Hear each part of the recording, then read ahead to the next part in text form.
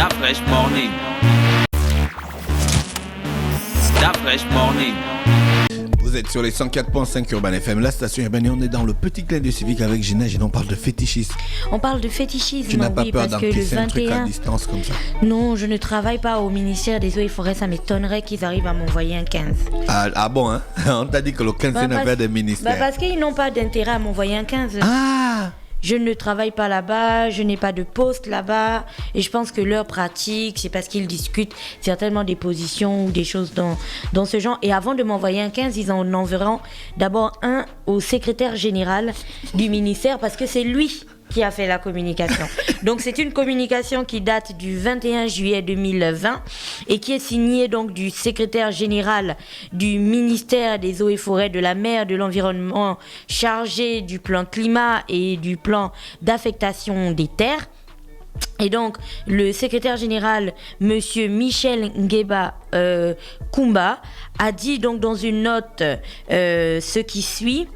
Il m'a été donné de constater avec beaucoup de stupéfaction que certains agents s'illustrent ces derniers temps par des pratiques fétichistes et malsaines à travers des dépôts de reliques diverses, notamment des traces de sang sur des marches d'escalier, des oiseaux morts et des tas de feuilles qui jonchent la devanture de certains bureaux et des entrées principales du ministère. Ces pratiques moyenâgeuses, loin d'élever les auteurs, sont de nature à ternir la bonne image de notre administration, dont les prestations visent à satisfaire l'intérêt général et les usagers clients. Je rappelle, à toutes fins utiles, qu'en temps moderne et dans un monde concurrentiel en pleine mutation, les promotions aux fonctions de responsabilité dans les hautes sphères de l'État doivent se faire sur la base de critères pertinents qui fondent l'éthique et la bonne gouvernance et non sur les pratiques de la sorcellerie. En conséquence, ces agissements qui portent atteinte à l'intégrité physique ou morale des agents et à créer la psychose sont passibles de poursuites judiciaires par la réglementation en vigueur.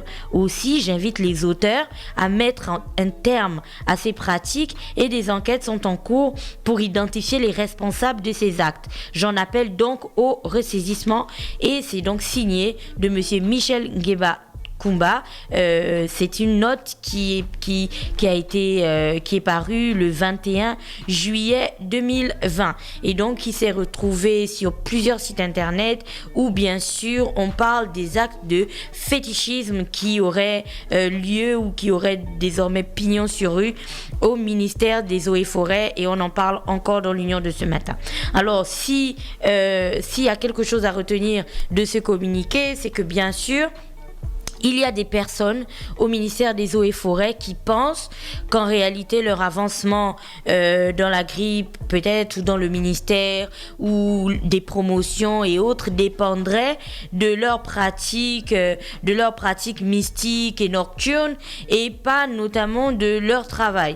Et donc ils tuent des petits oiseaux, ils versent du sang un petit peu partout dans le ministère, histoire peut-être de faire marcher les amulettes et les petites potions qu'on leur fournit et surtout ils utilisent quelques petites feuilles qu'ils posent ci et là dans les devantures à l'entrée de certains bureaux ou de certaines salles communes. Et s'il y a quelque chose à rappeler à tout le monde, c'est qu'on parle de le fétichisme rassemble l'ensemble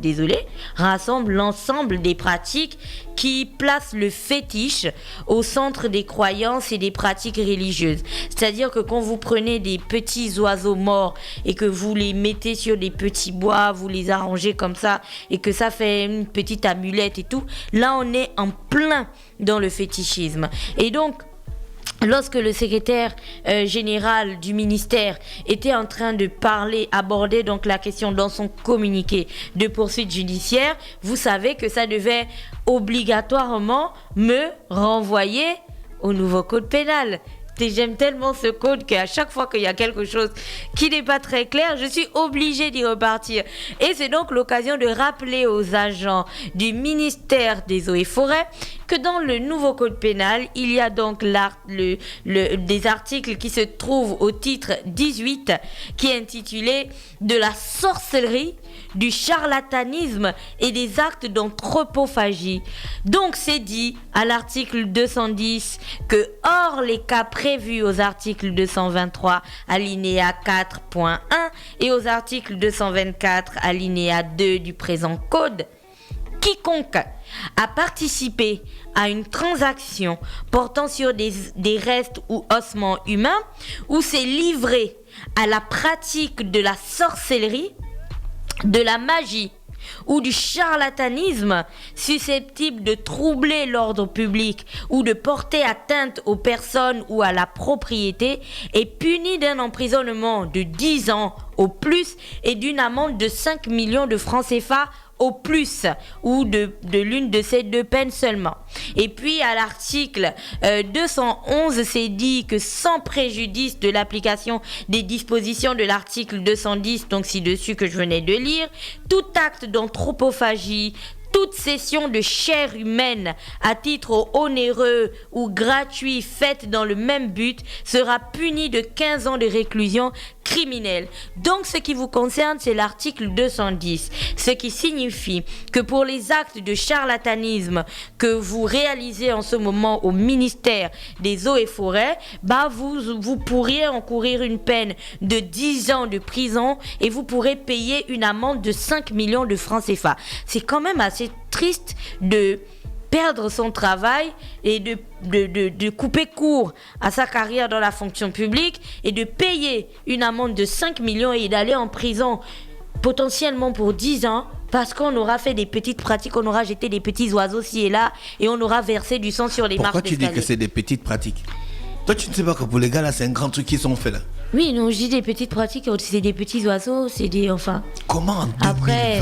Non, j'y arrive. Non, j'y arrive. Arrive déjà parce que là, je suis surexcité. Ne soyons pas pressés. Donc, sur un plan purement légal, chers pères et mères du ministère des Eaux et Forêts, vous pourriez donc encourir une peine allant jusqu'à 10 ans de prison et payer 5 millions d'amende. C'est quand même un petit peu bizarre de planter toute sa vie et tout son travail pour ça. Ensuite, il y a bien sûr les effets, parce que là, c'est une question qui est là, j'étais en train de parler de ça sur un plan purement législatif, mais après, il y a d'autres points qui sont quand même importants à voir. C'est-à-dire que nous sommes exactement en l'an 2020. Donc, il y a exactement plusieurs dizaines d'années que nous avons arrêté de penser ou de pratiquer en fait, parce que je ne vais pas dire penser parce qu'on y pense toujours, mais nous avons arrêté de pratiquer des actes d'un autre âge au travail, attends que je termine la phrase, des actes d'un autre âge au travail, parce que justement, au fil de ces années, les générations de 1960 même ont intégré que les promotions, les évolutions dans le travail, les diplômes et ainsi de suite étaient basées sur les efforts qu'on fournissait et pas sur des pratiques mystiques. Tu parles de qui là? Calmons-nous, messieurs. Il y a bien sûr la majorité des personnes qui pensent ça. S'il y a une minorité qui tue les petits oiseaux et tout, mais toi, tu racontes quoi, toi? Donc, on poursuit. Si on a intégré que l'avancement dans une entreprise, dans une administration ou même en amour n'est pas basé sur ou ne saurait être basé sur des pratiques fétichistes, comme a dit le secrétaire général du ministère, vous comprenez alors que ces pratiques-là nous ramène à une époque véritablement moyenâgeuse. Et au-delà de ça, il y a un impact. Il y a un impact non seulement sur l'intégrité physique des personnes qui travaillent dans le ministère, parce que la magie, pour certaines personnes, ça fonctionne véritablement. Allez-y demander à ceux qui ont déjà encaissé des sols et tout ça, et des 15 et machin, ils vous diront que ça fonctionne. Donc on est vraiment dans l'atteinte à l'intégrité physique de ses collaborateurs, de ses partenaires, de ses collègues. Et on est aussi, mais ça c'est beaucoup plus, à l'atteinte de l'intégrité morale des agents. Et pas uniquement des agents, des usagers aussi. Parce que moi, j'aurais peur d'aller dans une administration où il y a des cadavres de petits oiseaux qui traînent, et puis il y a des litres de sang qui sont versés sur des escaliers, ou alors qu'il y a des petites feuilles façon qui concourent à peut-être célébrer des choses la nuit. Parce qu'en réalité, ne sachant pas qui est, si je peux le dire comme ça, qui est visé par ces pratiques fétichistes, imaginez un seul instant qu'on ait juste besoin que ça touche un individu lambda. Donc, ça atteint aussi l'intégrité morale de tout le monde, y compris des usagers qui verraient du coup ce bâtiment des eaux et forêts plus comme un lieu public, une administration ouverte au public, mais véritablement comme un lieu, en fait, on dirait un banja, où chacun aurait du coup peur d'y aller et peur de choper un truc qui d'un 15 ou qui d'un esprit bizarre qui s'y serait collé. Et en réalité, l'autre point qui est choquant, je sais que depuis que je fais cette rubrique, ça a l'air un petit peu drôle, mais croyez-moi, ça n'a rien d'amusant du tout. L'autre point qui est choquant, c'est que comme on le dit toujours ici, il faut penser à ce qu'on enseigne à la génération future. C'est-à-dire qu'au moment où on est en train de poser ces actes, où on est en train de faire ce genre de choses, il faut penser au message que l'on envoie à ces enfants qui sont en première, en seconde, en terminale, ou même aux enfants qui sont au primaire. En réalité, dans un pays, on est toujours en train d'essayer de faire comprendre à tout le monde que nous devons tous nous donner à fond pour bien sûr atteindre nos objectifs, où c'est l'effort qui doit être mis en avant, où c'est le travail acharné qui doit être plébiscité. Nous revenons quand même, enfin, des personnes qui sont censées être nos modèles nous ramènent à des années en arrière, en fait, en nous montrant qu'en réalité, n'oubliez pas, il y a toujours des petites feuilles et il y a toujours des petits oiseaux qui pourront vous aider à atteindre vos objectifs. C'est des choses qui ne nous grandissent pas. Parce que comme je disais, le message qui est envoyé est tellement malsain que ce ne serait pas de surprise de voir que dans les établissements scolaires, par exemple, un enfant se lève et apporterait peut-être des cadavres d'oiseaux pour il y a des gars qui ont déjà fait ça au school. Influencer aussi. C'est ce que je dis, mais c'est parce que ils sont convaincus et on leur a montré, on leur a dit que ça marche. Tu vois, donc, on n'apprend pas à cet enfant à travailler très dur. On lui dit que si tu as envie d'être premier, apporte les petits oiseaux et tout, ou apporte le bic magique, ou je ne sais pas, ce genre de choses pour bloquer tes collègues, et puis toi, tu seras le champion. Donc, on ne réussira pas sur ce plan-là, et je voulais terminer par un dernier point. Si nous avions vraiment été un pays aussi poussé dans la sorcellerie, avec des constructions énormes où on a la possibilité de partir Gabon, États-Unis en 30 secondes et ce genre de choses, au lieu d'utiliser toutes ces capacités pour porter atteinte à nos collaborateurs, réunissons-nous entre sorciers, féticheurs et compagnie et essayons de sortir le pays de la condition de pays en voie de développement et emmenons-le vers un pays développé. Peut-être qu'on pourra créer la voiture qui se déplace, tu vois, à la vitesse de la lumière. Voilà, comme la voiture d'Harry Potter. Peut-être qu'on trouvera le traitement au cancer. Peut-être qu'on trouvera, enfin, si on a toutes ces capacités-là, essayons de les utiliser dans le bon sens, pour bien sûr grandir ensemble. Pourquoi la sorcellerie ou les pratiques fétichistes doivent toujours être mises en avant pour des choses où bien sûr il faut porter atteinte à la vie de X, il faut faire en sorte que Y soit malade, il faut faire en sorte que X recule, et ainsi de suite. Ça m'étonnerait que dans l'histoire de nos peuples, avec nos aïeux et ainsi de suite, ces pratiques-là avaient ça pour objectif. Je pense que ça permettait de protéger les villages. Non, René Rude va venir parler d'histoire. Elle te dira que les féticheurs et les sorciers dans les villages... Les gens ne font des choses que par imitation. S'ils utilisent ça pour faire ça, c'est parce que depuis des générations, ils utilisent ça pour faire ça. C'est un détournement. Ça doit être un détournement. C'est pas un détournement. Les féticheurs dans les villages... Est-ce que c'est la première fois qu'on trouve des trucs comme ça dans les ministères? Mais c'est ce que je te dis. Les gens ont l'habitude de pratiquer ça, puisque les gens pensent que pour avoir un poste, pour avoir un avancement, il faut aller chez le féticheur. Mais je te dis que c'est un détournement. Tu crois que quand les gens disaient sur les réseaux sociaux que les Nganga vont travailler ce soir quand on annonce un conseil des ministres, tu crois que les gars disaient ça pour la blague? Parce qu'il y a des gens qui habitent à côté des Nganga et qui voient qu'à la veille ou à l'orée d'un conseil des ministres de nomination, notre terrain au PK7. Toi-même, tu voyais? Tu n'arrivais même plus à passer tellement les voitures sont garées pour aller voir le gars qui est derrière la baraque. Donc tu envoies les gens aux gens l'adresse de ton Nganga. C'est pas mon Nganga, c'est le voisin. Moi-même j'étais étonné plus que le gars vient te dire que non, pardon, est-ce que vous pouvez nous donner la permission de permettre aux gens de garer? C'est que les c'est pourquoi les gars là viennent là. Je reviens après tu vois les visages que tu reconnais. Je reviens à ce que je disais. C'est un détournement de ce que nous avions, parce que ça m'étonnerait. Les gens ont l'habitude de pratiquer ça, c'est pas un détournement, c'est même la voie normale. On ne dit pas la même chose parce que tu veux pas écouter, et je vais terminer par ça pour couper court à la rubrique, parce que tu veux pas écouter ce que je dis. Je ne dis pas que les gens n'ont pas l'habitude de le faire.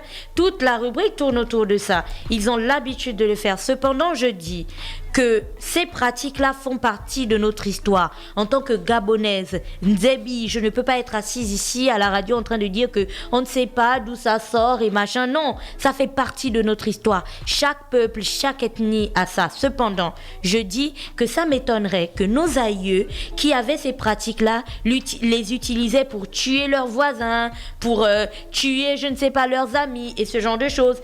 Si je prends l'exemple des conseils des ministres, certainement que lorsque tu allais voir le Nganga à l'orée d'une échéance particulière, ça pouvait même être parce que tu dois être un chef coutumier ou ce genre de choses. C'était pour peut-être ce qu'on appelle laver le corps, tu vois. Parce que bien sûr, promis un grand avenir, tu sais qu'il y a souvent un petit peu des mauvaises ondes et tout, tu pars, tu laves le corps. Mais ce n'était pas dit qu'en partant là-bas, tu devais mettre un cadenas sur la fraîche et puis mettre, je ne sais pas, une chaîne sur René Ruth. Sauf que aujourd'hui, les gens ont tellement détourné ça qu'on a l'impression, et c'est ce que je disais, on a l'impression que ça ne sert qu'à faire du mal aux autres. Or, si en réalité on a toutes ces capacités magiques et mystiques et incroyables, et que notre pays pourrait atteindre je sais pas, multiplier son PIB par je ne sais pas combien, monter dans le doing business de je ne sais pas combien de points, et puis arriver, je sais pas, aux Nations Unies, et être là et être vu comme le pays qui a fait le plus d'évolution possible en un laps de temps, et toutes les choses où on galère à faire depuis là. Si ça peut nous aider à résoudre la question des bassins versants, à résoudre la question du Covid-19 de la corruption, prenons toutes nos compétences en charlatanisme, en sorcellerie et ainsi de suite, asseyons-nous et mettons-les dans le pays, tu vois. C'est tellement plus simple que d'essayer de tuer son collègue, essayer de tuer son partenaire. Peut-être pour eux, c'est la version la plus compliquée, et la version la plus simple, c'est de tuer son... Non, je dis c'est plus simple parce que du coup, ça va profiter, tu vois. On va véritablement profiter parce que si le pays a plus d'argent, si le pays est développé et ainsi de suite, on est d'accord que les conditions de vie au ministère s'améliorent aussi. Donc, par contre, si tu tues ton collègue, mais tu auras toujours les mêmes difficultés. Enfin, je pense. Donc, mesdames et messieurs, ça a l'air d'être une thématique assez drôle et tout, mais croyez-moi, ça freine le travail et l'implication dans beaucoup d'entreprises et dans beaucoup de ministères au Gabon. Là, on est en train de parler parce que c'est le ministère des Eaux et Forêts, mais c'est des pratiques qui ont lieu un petit peu partout, que ce soit dans les entreprises, que ce soit dans les ministères et même dans les quartiers. Qui ne s'est jamais levé un jour pour retrouver au carrefour de son quartier une calebasse avec une poule égorgée, la pauvre, et puis du sang versé un petit peu ci et là, et plein de choses réparties à gauche et à droite. Donc c'est des choses qui aujourd'hui en fait devraient nous faire prendre conscience qu'il y a tellement plus à faire que juste de se lancer dans la sorcellerie en fait. Travaillons tous ensemble à faire grandir le pays et à avoir des résultats et pas à essayer de se tuer les uns les autres. Voilà, c'était tout pour aujourd'hui. Merci Gina avec nous ce matin sur les 104.5 Urban FM, la station urbaine dans le Da Fresh Morning, le réveil matinal qui vous donne l'énergie, la musique et la bonne humeur. Da Fresh Morning.